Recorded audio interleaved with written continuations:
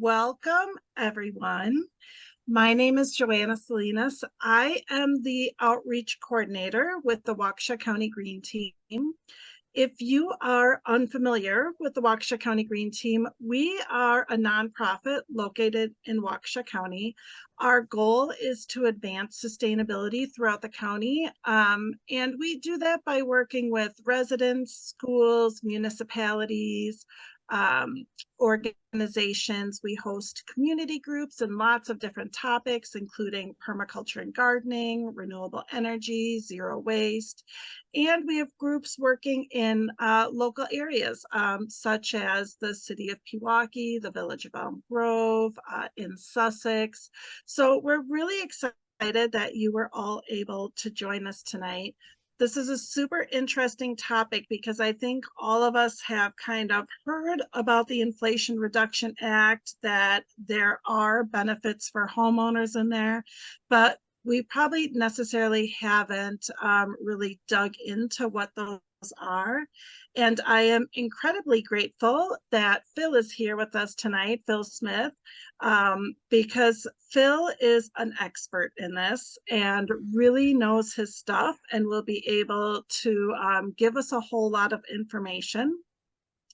So the way the Zoom will work tonight is Phil is going to do some presenting. He's going to share a screen, and then we're a smallish group tonight, probably. So we will pause occasionally and have some time for questions. So without further ado, I want to pass it over to you, Phil. All right. Phil, welcome. All right. Thanks a lot, Joanna. Okay, so the Inflation Reduction Act. Let's do it this way. So I always like to start off with a picture of the Earth. And this is taken from the space shuttle and looking across the Earth. And just to remind us how thin the atmosphere is, and it's been compared to the thickness of an eggshell. So terribly thin. And that's what we're trying to save, is reducing all the greenhouse gases going into that thin atmosphere of ours. And why are we trying to save it? For ourselves and for our grandkids. I have my first grandkid, little Isaiah. He was pretty young in that shot. He's just turning 1 now. And by the year 2100, he's going to be a little bit older than me. And that's what we're up to here, is trying to reduce those greenhouse gases so the temperature doesn't get carried away. A little bit about me. I am a retired environmental engineer. I worked for 40 years right here in Milwaukee. I worked all over the projects over the US and Canada. I helped the EPA write some guidance documents. I did a variety of things. And then I retired about 6 years ago and researched the best environmental organizations out there that were working on climate change, and came up with Citizens Climate Lobby. And the reason I love them is CCL is very professional. We don't exaggerate. We get right down to the facts, and we're bipartisan. It's all about doing our best to get Congress. We lobby the feds to reduce greenhouse gas emissions, basically. So the Inflation Reduction Act was just passed last year, and it is the largest climate bill ever passed in the United States. It's huge. Even though it's inflation reduction, it has a lot of other things in there too. The main things in there are climate change stuff. So that's what we're going to be talking about. I'll talk a little bit about how it does it. But then all of us will become part of that as we work to electrify our homes and stop burning the fossil fuels. So it helps us to get 40% climate pollution cuts by 2030. That's the focus on it. This is a really interesting graph. I love to show this graph. It starts in 2005 here and projects out actual data through 2022 and projects out to 2030. And this is the total gas emission, greenhouse gas emissions in metric tons of CO2 equivalents that the US emits. Back in 2005, we were at 6.6 billion tons, okay? And not many people realize that we have been dropping rather nicely. We've dropped by, what is that, about a billion tons. And so we're right around 5,400 now. And that remarkably is largely because we've been shutting down coal-fired power plants all over the place. We've been replacing them mostly with gas-fired turbines, which emit about half the greenhouse gases for the given amount of electricity. So it's a good thing that we've been doing that, as well as building more renewable energy. But frankly, most of that reduction is the retirement of coal plants. So here's the projections on out to 2030. And remember that we are shooting for the Paris target of a 50% reduction from that 6,600 down to 3,300 by the year 2030. So that's our target. That's the President Biden target, okay? So what we're trying to do. If we don't do anything, business as usual, we're going to get about 27% instead of 50%, okay? And these are error bars around that little pink area. So here's what the Inflation Reduction Act does. And these are projections by Princeton Repeat Project. Remarkable reductions, another 20% down to 40% of that 50% target. So it's really dramatic what the Inflation Reduction Act is expected to do. Again, these are error bars around there. So good stuff is happening because of the Inflation Reduction Act. So how does it accomplish these cuts? Where are they? And mostly the biggest part of the Inflation Reduction Act was this production and investment tax credit for clean energy. So for a company that wants to build a wind farm or a solar farm and then connect it to the grid, they get investment tax credits. So it's significant. It's basically subsidizing a bit. It's saying, hey, you guys are already building these stuff, but we're going to make it even better for you to build those wind turbines and solar farms. So that's of that roughly billion tons that the Inflation Reduction Act is projected to create, 360 million of that is from this tax credit. So that's significant. Then I'll be talking later about the electric vehicle incentives. That accounts for 200 million metric tons. And then there's a 60 ton per ton of methane. So if you emit methane now, say you're a gas developer and you flare off methane, all that has to be reported. So EPA knows how much you emit. They're going to be charged $60 a ton for that now. And so because of that charge, they're going to have to pay that fee. They are going to drop that. They are going to start tightening up those pipes and preventing the leaks and preventing the flaring and do other things, capture it.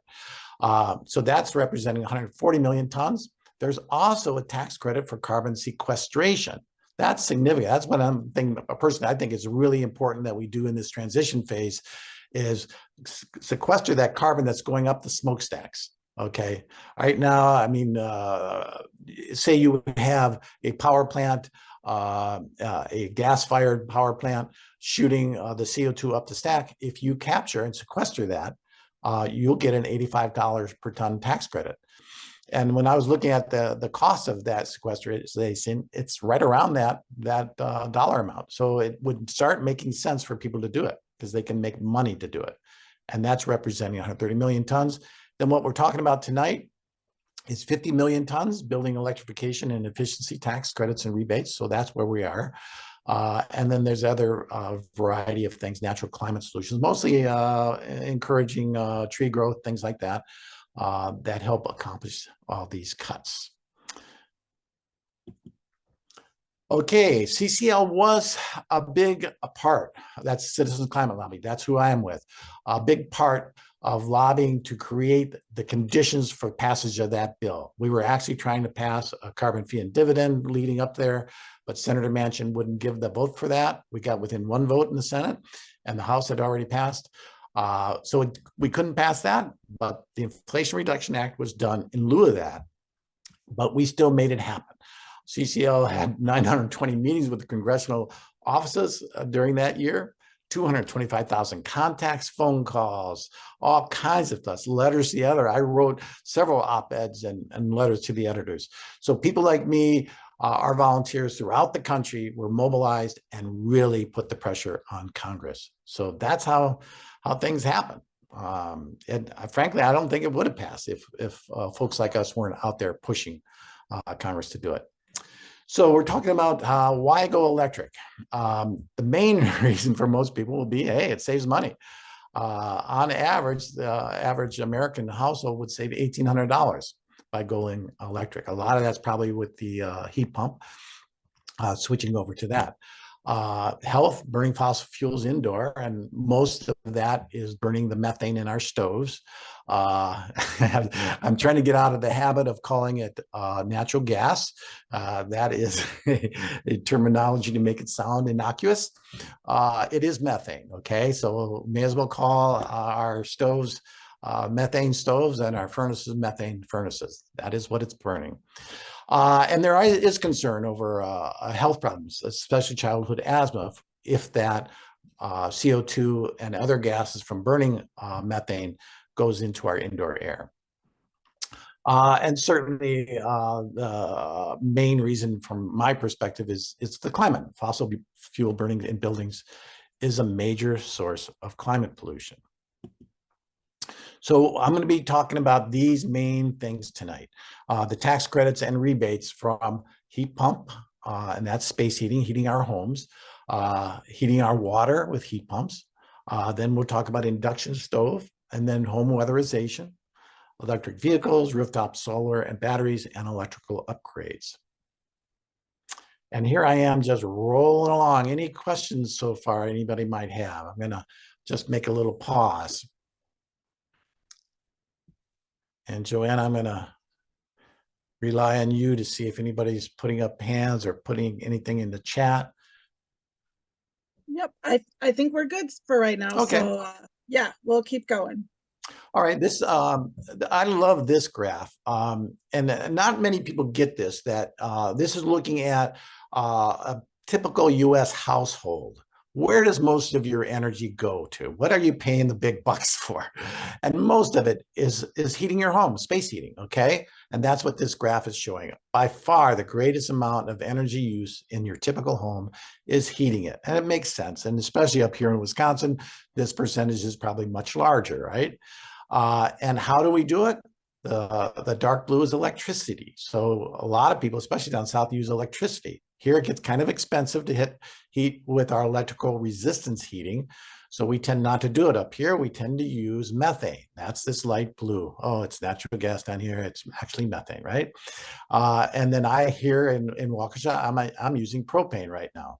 And then a lot of folks still, especially in New York City where two of my kids live, are still heating with fuel oil. So that's the rough, within the United States, how we heat our homes, okay?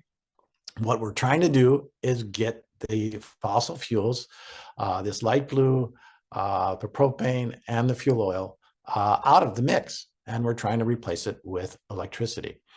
So, and then water heating, another significant hunk is to heat your water. Okay, that's by far the second largest. Okay, and again, I just replaced my propane water heater with an electric one, so I'm down here now. But again, in this area, especially, most people are using methane to heat their water.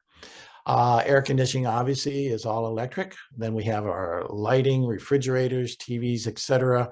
Down here, clothes dryers are largely electric, or actually mine's natural gas or methane.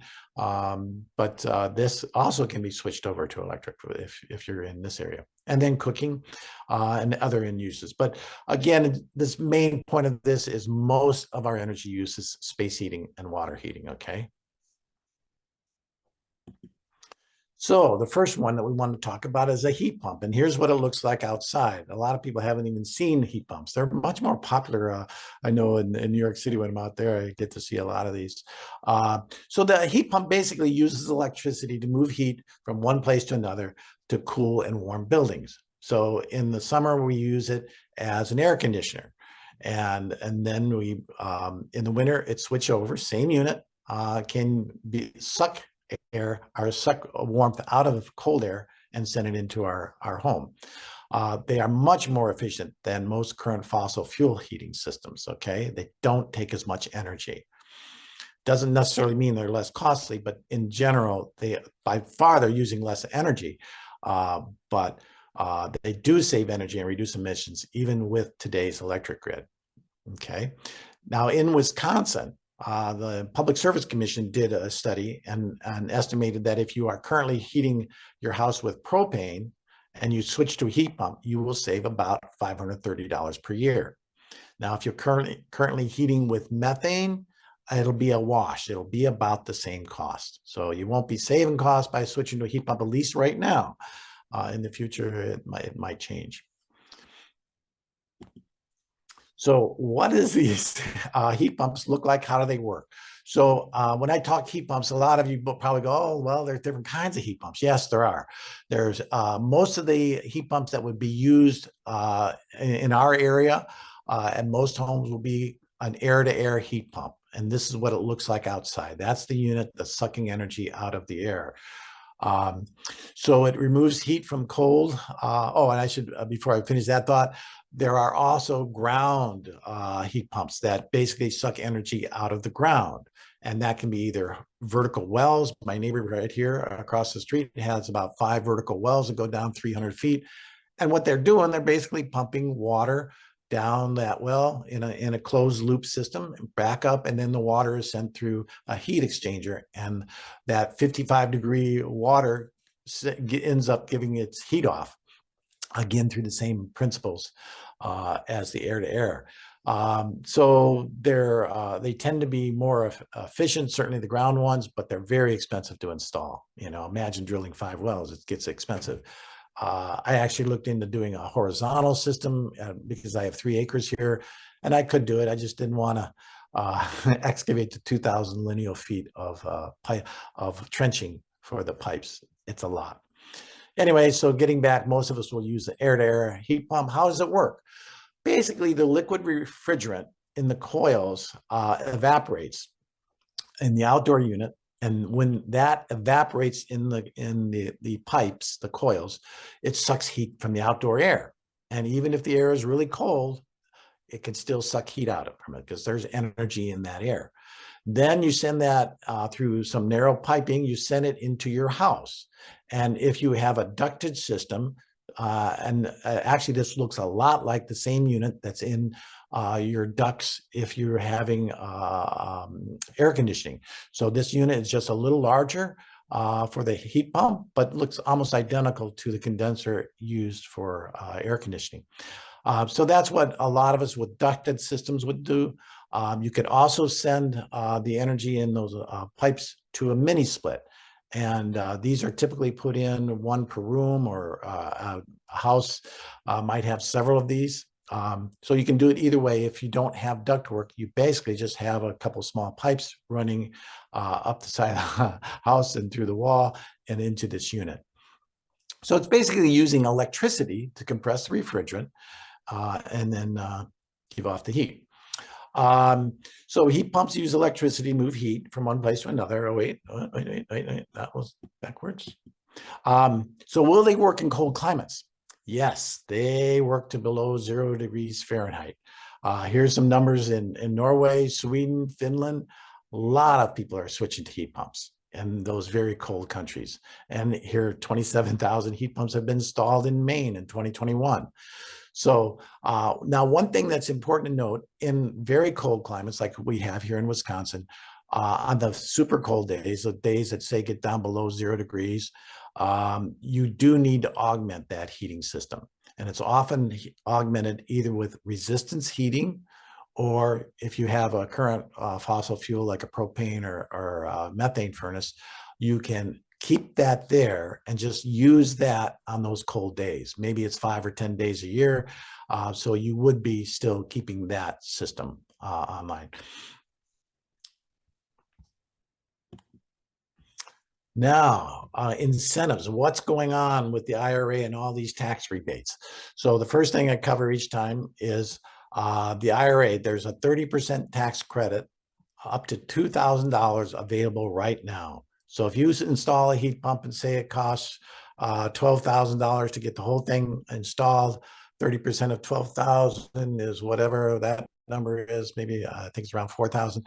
You can claim 2,000 of that as a tax credit off your taxes. So if you owe $10,000 in taxes, you now owe $8,000. Okay, it's a direct credit. So that's really, really good, and it is available now for if you want to install your heat pump today or tomorrow or early next year. Now, what's going on in addition, because low and moderate income folks don't often pay enough taxes to be able to take that credit, what the IRA said, oh, for you guys, we're going to give you what's called a point of sale rebate, not associated with taxes at all. Okay. So if you qualify, and this whole program is still being worked out by the states. We're expected to get it up and running in mid 2024. I was told by August or so it should be running. It is not, what's the word? You can't do it in January and get the rebate. You have to wait till the program actually goes into effect. But anyway, the point of sale rebates are very significant. $8,000 for low income households. And what do we mean by a low income household? It's less than 80% of the area median income. And I looked it up for Waukesha. What is that number? $60,000 for a household of two if you're filing jointly. So actually a lot of retired people, because their incomes, they may have a lot of money stuff, a lot of wealth in IRAs or whatever. That doesn't matter. That's irrelevant. It's what you claim on your tax forms each year. How much are you living on? And if it's under $60,000, and like I said, a lot of retired people would actually meet this number.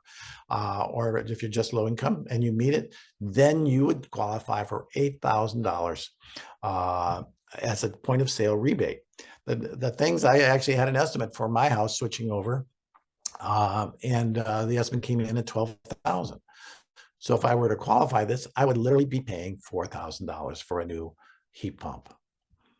And then if you're middle income, 80 to 150% of the area median income, that's $113,000. So if you're under that for a family of two filing jointly, you get $4,000.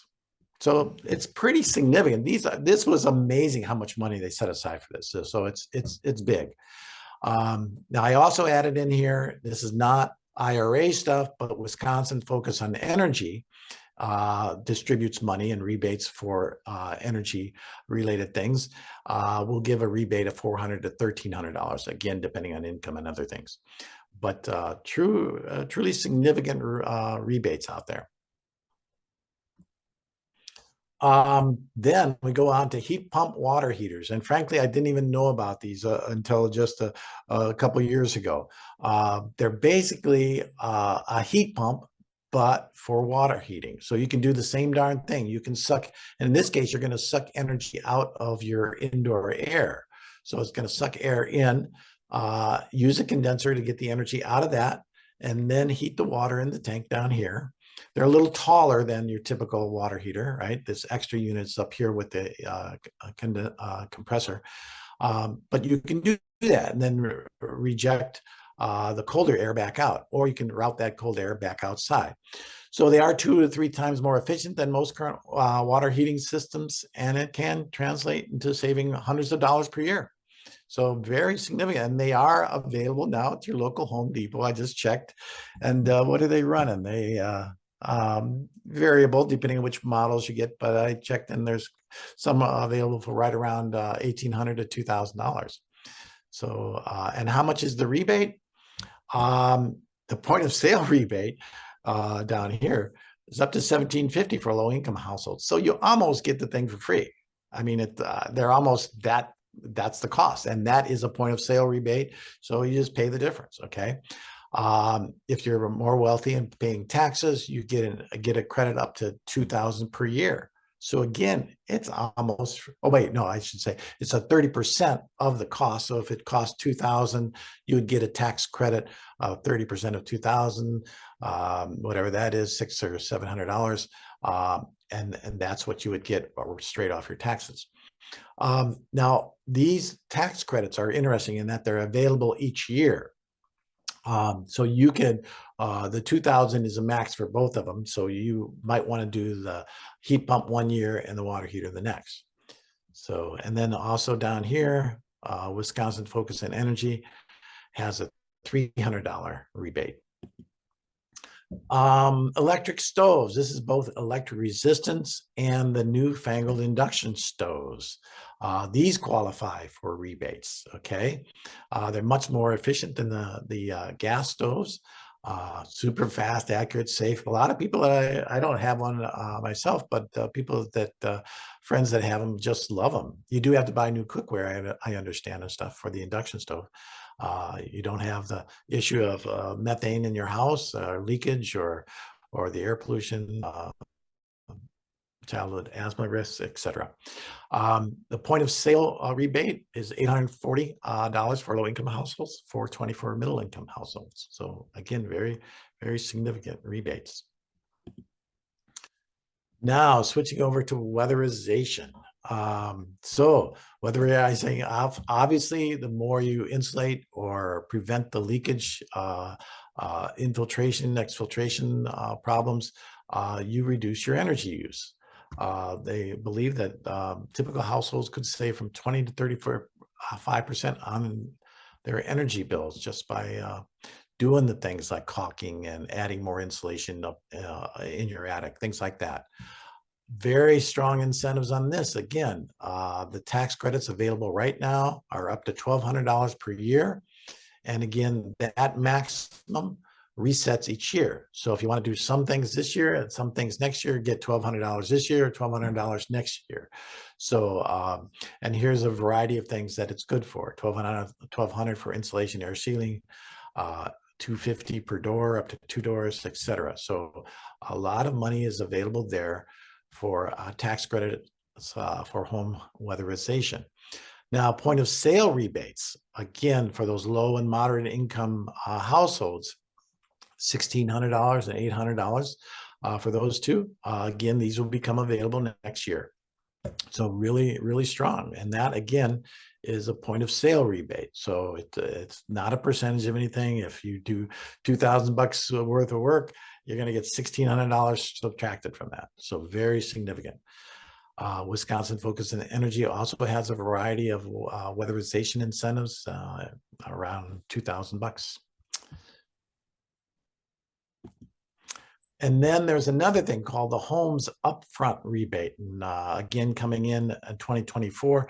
Here, what you do is you get a company to come in and look at your home. This is really meant for the homes that are really leaky and they just don't have a lot of insulation.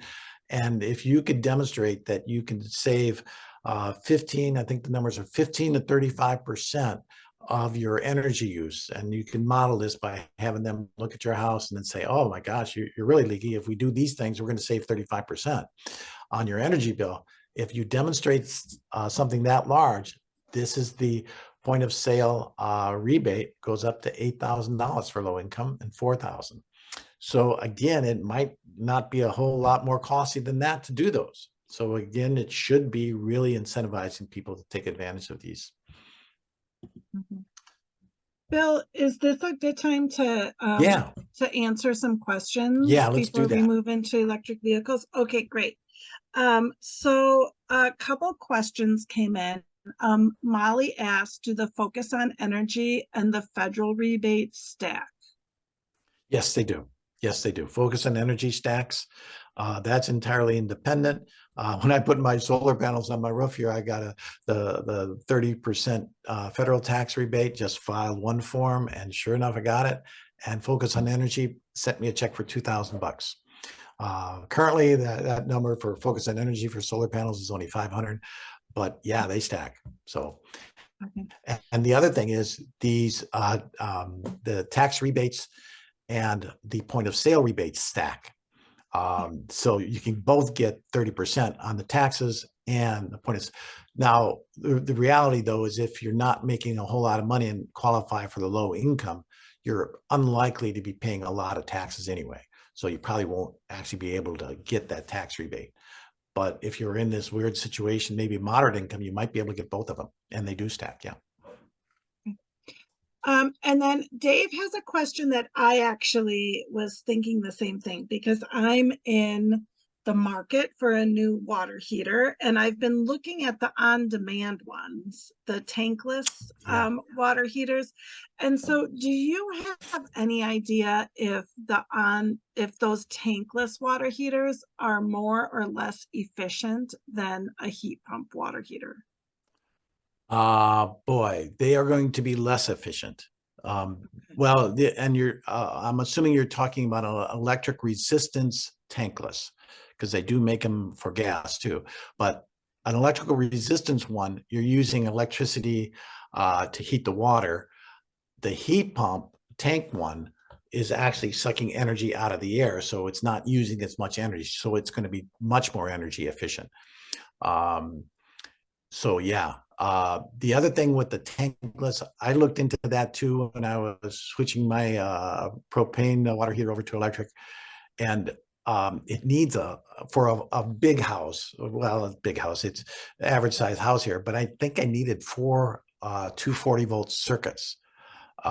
So, and that's a lot. I didn't have the space in my box for that, so I decided not to do it. That would be, more cost on that end. I don't know how the overall cost compares though. So, Mm. um, now you probably are thinking, oh well, but I'm not letting having a tank sitting there full of hot water for days on end, giving off his heat. You know, so they're more efficient in that way, the tankless, so you don't lose that heat. But I'm pretty certain that in overall, because the heat pump is so much more efficient, that would outweigh that tank thing. And Okay. and the heat losses from a tank, actually in winter, just go to heat your house, so that it's only the what you're really losing in the summer is on that tank Yeah. water heater. Yeah. And I was looking at an electric on demand. Dave has a gas on demand. Yeah. So is a gas on demand any more or less efficient, do you think? Well, a gas on demand is going to be more efficient than a gas tanked water heater for sure, because again, you're not having the losses from the tank. So that would be more efficient. But we're ultimately trying to get everybody to get off of the fossil fuels for heating their water, and so in the long run, yeah, switch over. Focus on Energy actually does give rebates for gas furnaces still. I was a little irritated at that when I saw that, but they are funded by the utilities. Focus on Energy is funded by the utilities, so they have a financial incentive to do that. Okay, But in the long run, we want to get past that. sure. Okay, and then Judy asked, she says, we installed a heat pump in January of this year. Would we qualify for that second rebate you listed? Potentially the point of sale is what she's referring to, Yeah, assuming, of course, that they met the listed right. qualifications. No, she wouldn't, unfortunately. They're not retroactive. Even the beginning of this year, it won't be retroactive. That's what I was told. And I would think the state would have a hard time implementing that retroactively, because they basically, well, if you think about it, they have to have paperwork for the heating ventilating contractors to bring to your house when they give you the estimate. And they're going to have to be able to say, okay, um, are you in this income bracket, and where's your taxes? I don't know how they're going to do it, but they're going to have to document that to be able to write you, subtract that number off, and then they're probably going to have to submit that paperwork to get reimbursed to the government. So I don't know exactly how the paperwork's going to work, but they're going to try to keep it simplified. So the current information on it is not retroactive. Sure. Okay. And then there's two other comments, questions in here that might be related a little bit. So, Okay. and Matt had asked, so what fuel source is being used to generate all this electricity? And Dave's concern was the reliability of the electricity due to all that increased demand and natural disasters, Okay. with extreme weather events. So Okay. yeah, and you might be addressing this as you move through the Well, let me talk about these because I'm a lobbyist, and I was just Yeah. in fact, I have two more meetings tomorrow with the staff of Senator Tammy Baldwin and then Scott Fitzgerald. And we are actually talking to them about improving the reliability of our electrical system. And what we are asking them to do is pass new bills that will force the regional, we have about 10 regional electric grid operators in the country, and this bill would force them to interconnect more to the other regions to increase reliability and build the long distance transmission lines faster. So that is a bit of an issue as we electrify. Congress is aware of it. Bills are being proposed. Lobbyists like us are out there pushing them to build them and get them permitted faster and get this stuff all up so it all makes sense. So that issue is real. It is being worked on. So I think we're going to hopefully get there, so we won't have any disruptions. From what I've seen, I think we'll be fine. Okay. The other question, so right, if we switch over to electricity, ultimately that electricity needs to come from non-fossil fuel sources. It needs to be clean. Hydro power, nuclear power, wind, and solar, right? Those are the four.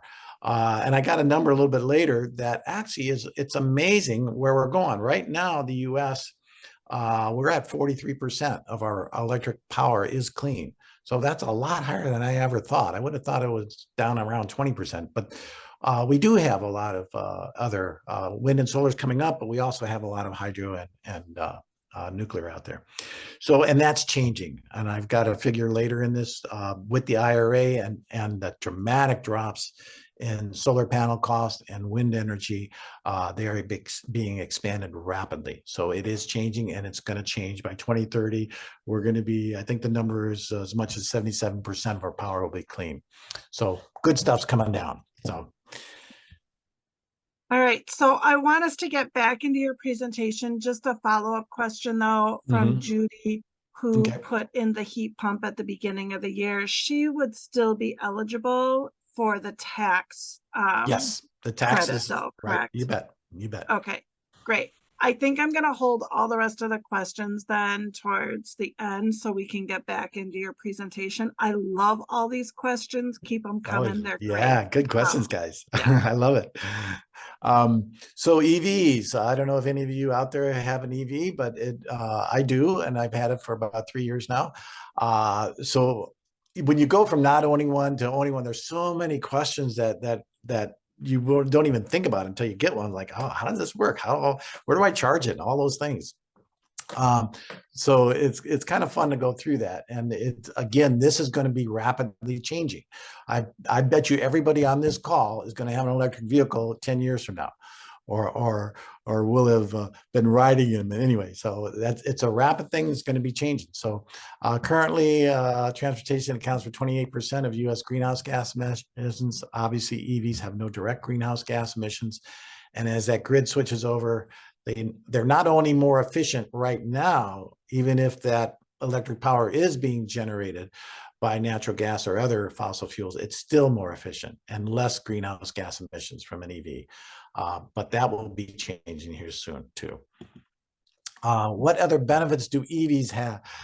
Maintenance is simpler, about half the cost. Yeah, I've had one for the last 4 years, and the only thing I paid for on that car is to have, well, I didn't even pay for it. I did it myself, was rotate the tires. That's all I've done. So just not a lot. And it's got one pedal driving, which is really cool. So you don't even use your brake pedals. You're using regenerative power generations. So it just charges your battery as you slow down. So great stuff on the EVs. No need to stop at gas stations, save on fuel. The thing that's going on now for EV owners like myself is I've only charged it away from home about 3 or 4 times. I use it to go in a radius. It has a range of about 300 miles. So most of my driving with the EV is out like to Madison or sometimes to Dodgeville and back. So that kind of range And certainly all the local driving, I'll do it with the EV. And then I just plug it in at home at night and it's charged up, ready to go, fully charged. It takes about 10 hours total charge to go from near empty up to the full charge. So that's typical. If you're out on the road and you're trying to go long distance, you can do it. It's just more time consuming. My car charges slowly on those fast chargers. It takes about an hour and 15 minutes to get a full charge. So it is a drawback for going long distances still. That's improving though. Some of the Teslas are charging, I think, in 15, 20 minutes. So you can pull into that charging area and be off and still make it to your destination over long distances rather rapidly. Not as quick as an internal combustion car, but pretty close. So what are the tax incentives? The tax credit starting 2023. So this year, you buy new EV, you get $7,500 off that new vehicle. There is an income limit, $300,000 joint filing, 150. So they didn't want just the rich people buying all the fancy $100,000 Teslas getting this tax credit. This was more meant for the average, more average people. There's also tax credit for used vehicles. The used vehicle does have to be sold by a dealer, though I can't sell my used Bolt and get a $4,000. They have the new buyer get a $4,000 rebate or tax credit, I should say. So very significant incentives. The other thing, solar panels, obviously solar energy does not produce greenhouse gases. Federal tax credits, 30%. That's been expanded all the way through the year 2032. It used to, when I put mine up, it was only covering the solar panels and not the peripherals. If I want to add battery storage or other peripherals like the charger for my car, that is now covered with this tax credit, this 30%. So the whole ball of wax, you get 30% off. Wisconsin Focus on Energy adds another $500 on top of that. So yeah, it's a significant thing. And frankly, I'm just amazed that more people aren't putting solar panels on their roof. I did myself, again, several years ago. I'm an engineer and I'm a do-it-yourselfer, so I actually installed it myself too. But the thing only cost me at the time, like, what was it, $8,000? I got tax credits. And I think the end cost was $8,000. The full cost was $12,000, but with after the tax credits and all, it's $8,000, and it's saving me $1,000 a year in electric usage. It's saving me $1,000 because I use it to charge my electric vehicle in deferred gasoline costs. So it's already paid back in 4 years. Now, most people are going to get it installed by someone else, and it'll cost more like 20 to 30,000, depending on the size. So your payback will be more like 9 or 10 years. But other countries, Australia, geez, their numbers, 25% of homes in Australia have solar panels on them. So other countries are doing it smarter, and they're just making it an easier process, whereas we still have a bit of a laborious process with all our permits and everything that we have to do to get these installed. Certainly lower electricity costs, pay for themselves 12 years. I mentioned that already. And it certainly should be increasing your home value because, hey, got no electric bills coming up, you know, that's pretty cool. There's also IRA electrical panel and wiring incentives. So that box downstairs, with some people are going to need to expand that box if it's a 100 amp service and you're going to put in this new heat pump, etc. You're probably going to have to expand the box. So there's a tax credit for that, up to $600 per year, 30%. So that's available now. Again, this point of sale rebate comes in for the low and moderate income. That's $4,000 or $2,500 for low income, and or $4,000 for the panel, $2,500 for wiring, and again the different numbers for the low and middle income folks. So they're thinking of everything in this bill. I love it that they knew that people are going to need to upgrade their panels. So let's make sure that we don't disincentivize that. So let's give them money for that too. So they did it. Now, this is the coolest side. So you're probably wondering, what do I qualify for? What's going on with me? What's my situation? There is a cool website called Rewiring America. And I don't know if this thing is in the way. And on their website, and I think I'll share and go right to it and show you how it, but just remember that website, and you could put in your zip code, your homeowner status, your tax filing, your income, your tax filing, household size. You put those basic 5 things in there, and it'll tell you and list out all your various tax credits. And in this situation, the rooftop solar, it tells you geothermal, et cetera, all those things that are available to you. It just lists them right out. And I think this is one of my last slides too. So I thought I'd just go over let me go back. I'll finish the slides here, and then I'll go to that Rewiring America website and show you how to do that. But one of the summary slides here, the IRA will transform the U.S. economy. This is a big deal, folks. It really is. In 2030, the Princeton Repeat Project, Princeton University has got one of the best analysis of how various policies affect our greenhouse gas emissions and other things. And their study said, hey, the IRA is going to have, we're going to be up to 77% of our electricity from clean sources by the year 2030. Solar, wind, and certainly the other sources are still there too, such as hydro and nuclear. Many more, maybe most cars, new cars and trucks will be electric by 2030. They think it's going to happen that quick, 7 years from now. And certainly all kinds of new jobs in clean energy, clean manufacturing, building retrofits. So the IRA was a well thought out bill. It's got a lot of stuff in there. It's even got money for local contractors like Marine Heating and Ventilating, money for them to train all the technicians to install all the heat pumps. And there's also money for manufacturers in the United States to build the factories to make the heat pumps, because there's going to be such a big demand for them. So a lot of cool stuff in this bill. Yeah, let me switch over and show you that website before I start answering questions.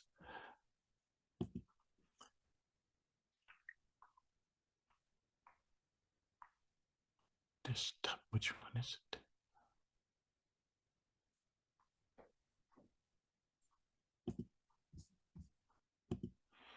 Always have trouble finding. Okay, which?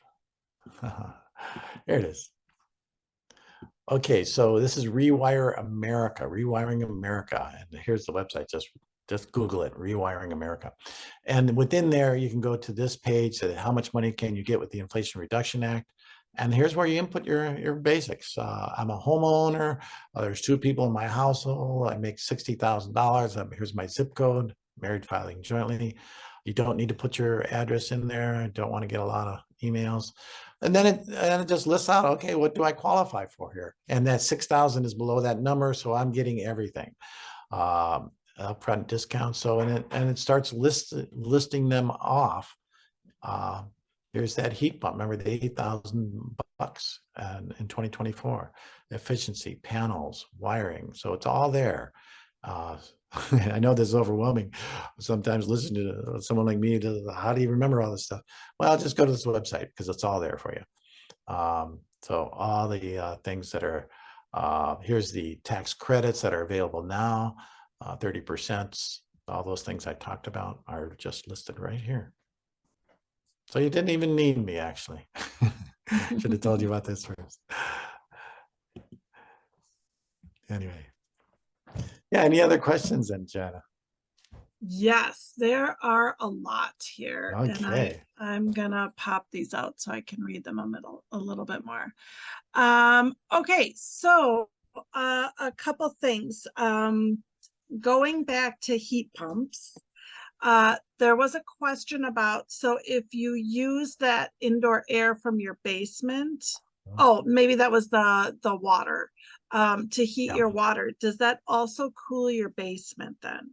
You bet it would, which is really nice in the summer, right? It's like adding another air conditioner, so it's okay then. But yeah, no, it's going to cool your basement. Now I thought, well, what would I do? You can buy a kit and vent the cold air outside. right?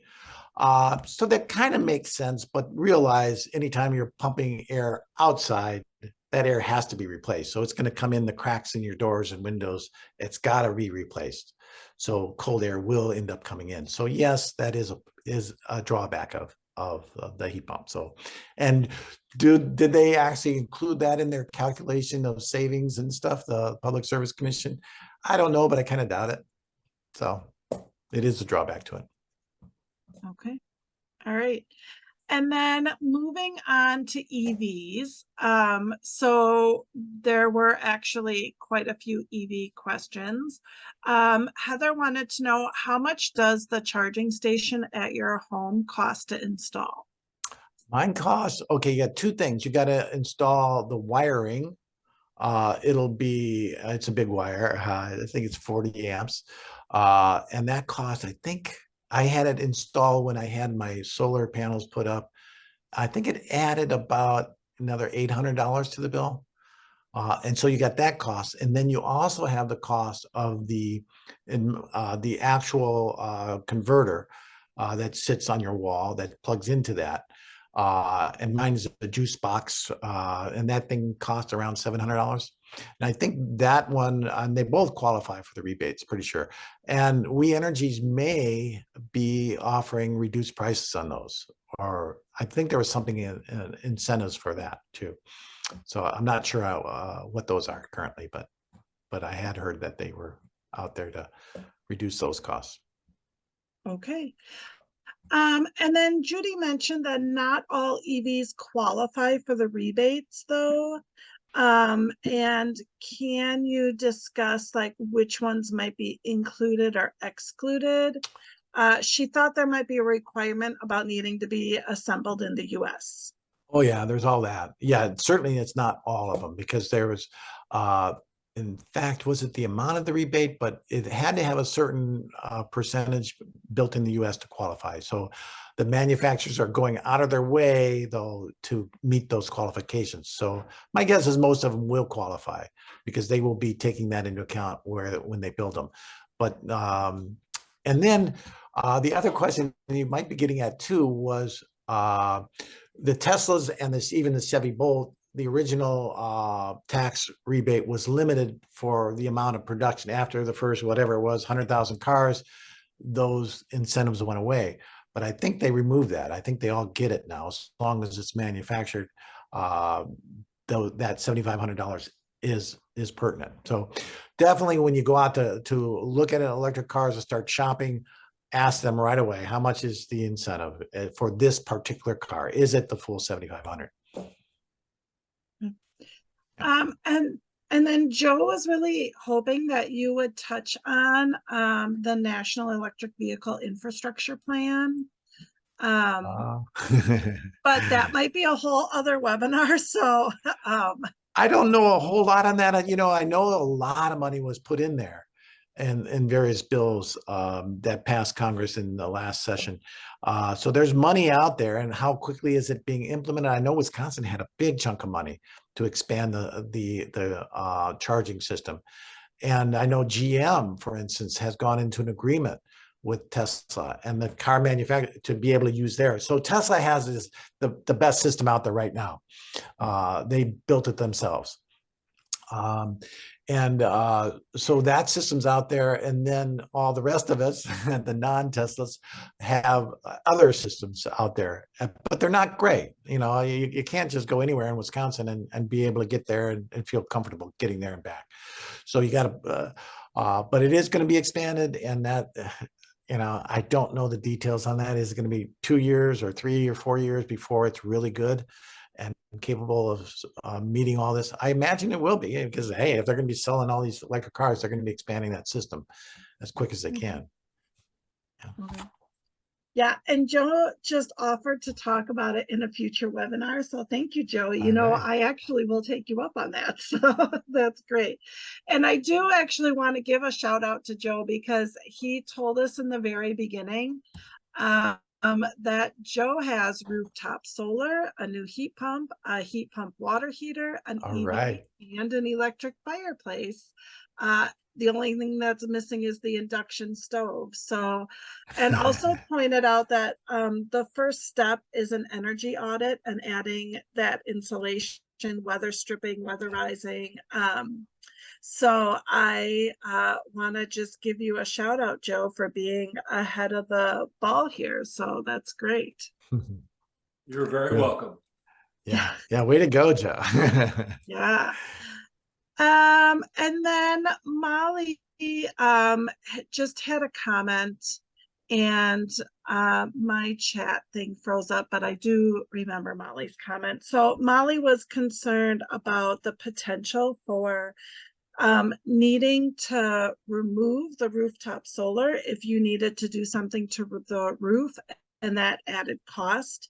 And actually, I can address that a little bit. So one of the things, and I'll just put this out there for the solar, not only is there that 30% tax rebate, but the Waukesha County Green Team has partnered with the MREA and a couple really excellent solar installers and hosted solar group buys in the past. And we are planning on hosting another one in 2024, which allows for additional rebates and locked in pricing. So that makes the price even lower for solar. But, you know, with that, if there was a weather event that happened to your roof and your shingles were damaged, all of that is covered. The cost to take that solar down and repair your roof is covered by your homeowner's insurance. So if something happened that was a homeowner's insurance claim, they would cover the cost either to replace the solar panels, but definitely to take them down and have them reinstalled. And I do know we have a solar installer on our Zoom, so correct me if I'm wrong, Brent, because I see you on here. So, but also it's really important that you not install solar if your roof needs to be replaced sometime in the next within 7 years. If your roof needs to replace, then it's best to wait to install that solar so you don't have that added expense of, you know, or just I just timed it. down. So I changed my roof off. My house was 30 years old. So I put a new roof on right before I put the panels up. Yeah. The panels go on real easily too. You have tracking and stuff. And so it's not a laborious effort to take the panels off. You just unscrew 4 bolts and they pop right off. Unplug them. Yeah. Yeah. Well, thank you, everyone. It doesn't look like there are any more questions, so I will button up the recording to this and send it all out along with the link that that Phil had for that I now have already forgotten. My goodness, Phil, that's why I'm going to send it out. Rewiring America. Yes, Rewiring America. I'll send that out and the registration for our upcoming programs. So, all right. Thank you, everyone. Have a good night. Okay.